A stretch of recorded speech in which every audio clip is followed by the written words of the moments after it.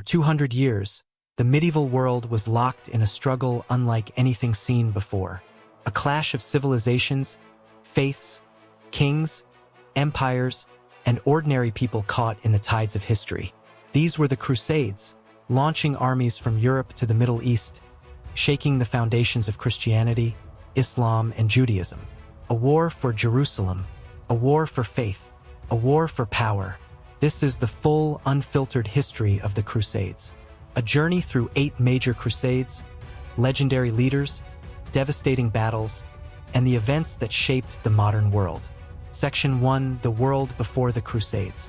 To understand the Crusades, we must step back into the year 1000. Europe was recovering from centuries of chaos.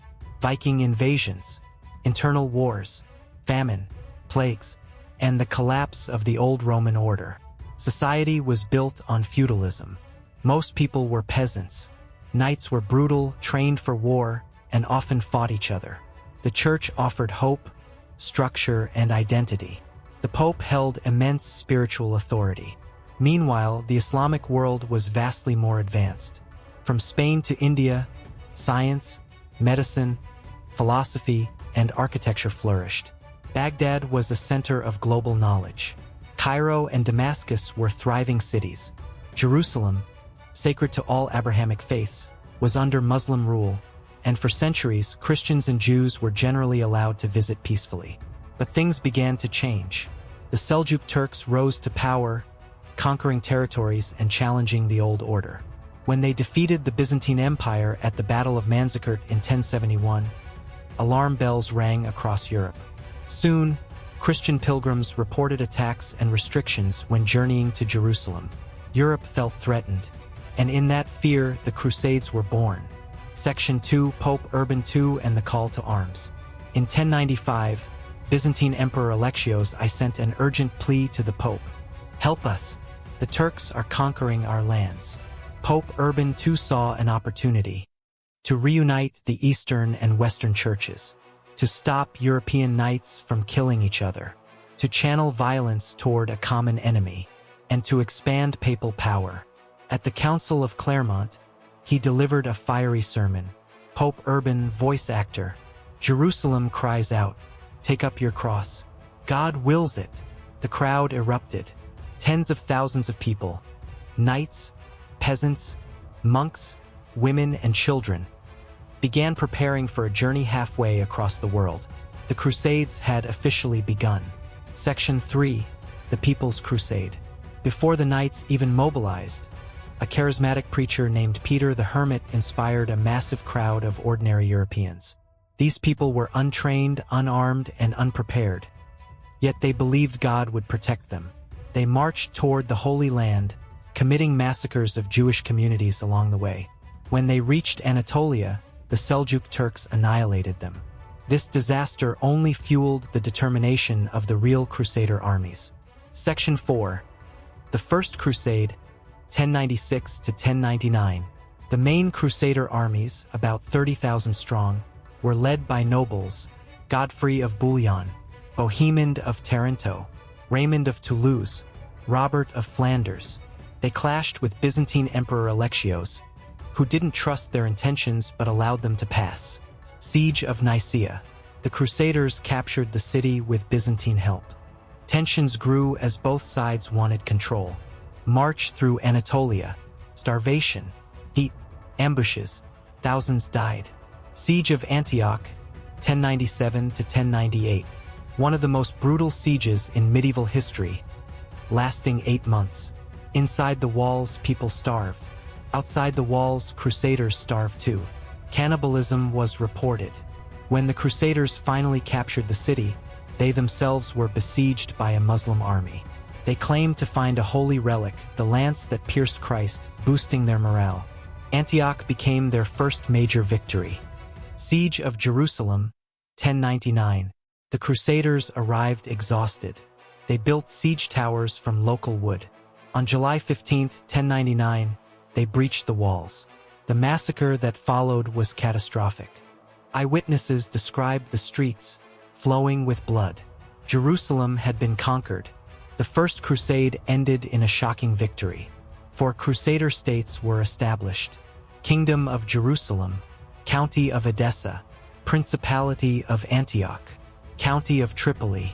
Their survival depended on constant reinforcements, and that would require more crusades.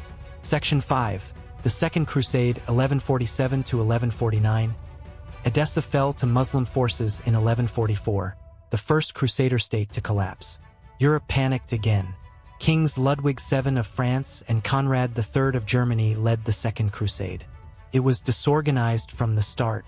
Supply shortages, bad maps, poor communication, Byzantine mistrust, and heavy desertions. The crusade ended in total failure in Damascus. The prestige of Europe was damaged, and the Muslim world grew stronger. Section 6. The rise of Saladin. A new leader emerged, Salah ad-Din Yusuf ibn Ayyub, known as Saladin. Unlike previous Muslim commanders, he united Egypt, Syria, and much of the Middle East. He was admired even in the West for his mercy, leadership, discipline, devotion. Battle of Hattin, 1187. Saladin lured the Crusader army into a barren landscape, cut off their water, and surrounded them. It was a devastating defeat. Jerusalem surrendered shortly after, but Saladin allowed civilians to live or leave safely. Europe was shocked. The Pope died of grief upon hearing the news. Section 7. The Third Crusade, 1189 to 1192. This crusade brought together legendary rulers: Richard the Lionheart, England; Philip II, France; Frederick Barbarossa, Holy Roman Empire. But Barbarossa drowned in a river on the way. Philip left early, leaving Richard to fight Saladin alone. Siege of Acre. 2 years of brutal fighting. Richard eventually captured the city. Battle of Arsuf. A rare moment where Richard defeated Saladin in open battle. The two men gained enormous respect for each other. Yet Richard never recaptured Jerusalem. He realized he couldn't hold it even if he won it. Both leaders agreed to a truce. Christians may safely visit Jerusalem. The city remains under Muslim control.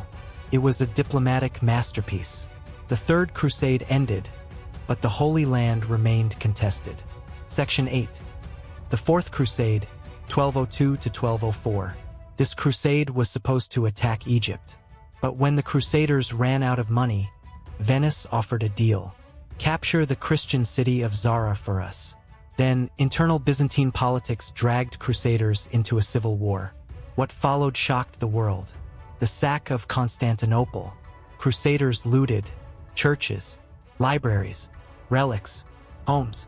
Thousands were killed. For the first time, Christians were waging war against Christians.